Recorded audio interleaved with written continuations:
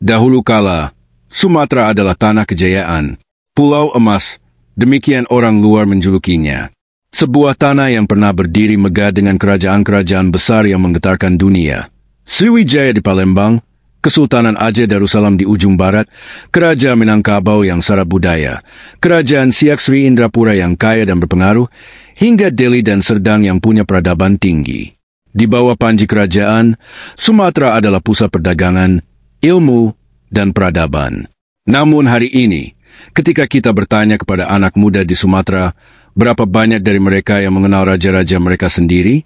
Berapa yang tahu bahwa Sumatera pernah mengatur takdir Lautan Asia? Seiring waktu, setelah masuknya Sumatera ke dalam Republik Indonesia, satu persatu jejak kerajaan itu dilenyapkan. Sumatera tak lagi disebut sebagai tanah para raja, melainkan hanya wilayah provinsi-provinsi biasa.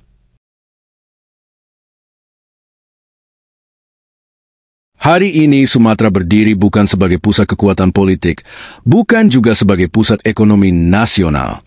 Ia berubah menjadi kawasan yang hanya dimanfaatkan sumber dayanya, emas, minyak, gas, hutan, sawit, tapi hanya sedikit yang kembali untuk pembangunan anak-anak Sumatera sendiri.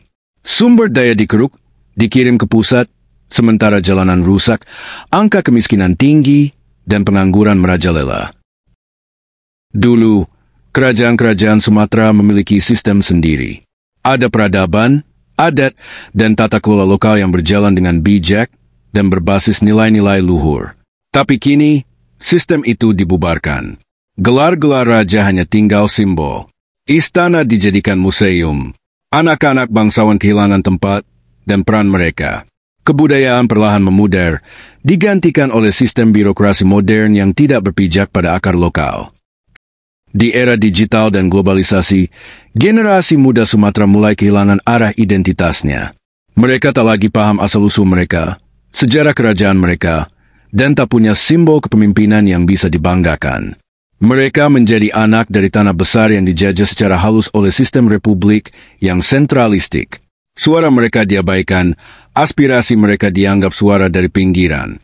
Kerugian Sumatera tanpa kerajaan bukan sekadar hilangnya kekuasaan simbolik, tapi hilangnya semangat kepemimpinan lokal, hilangnya sistem ekonomi mandiri, hilangnya kekuatan budaya, dan yang paling menyedihkan, hilangnya rasa bangga sebagai anak Sumatera.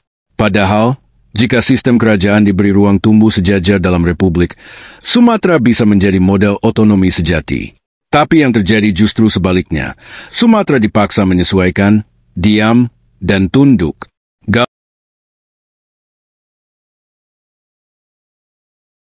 Dari bangunan megah penuh makna, kini hanya tersisa beton dingin yang penuh aturan. Dari pemimpin yang memahami rakyatnya, kini berganti oleh pejabat yang datang dan pergi tanpa jiwa lokal. Sumatera hari ini menangis dalam diam. Tanpa kerajaan, tanpa arah.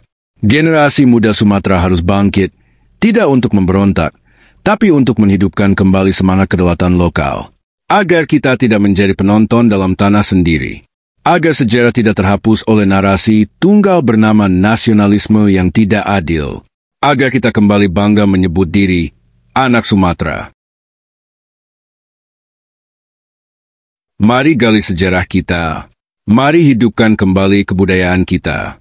Mari bangun masa depan yang berpijak pada jati diri. Karena Sumatera bukan hanya wilayah. Sumatera adalah tanah para raja yang harus kembali bermartabat.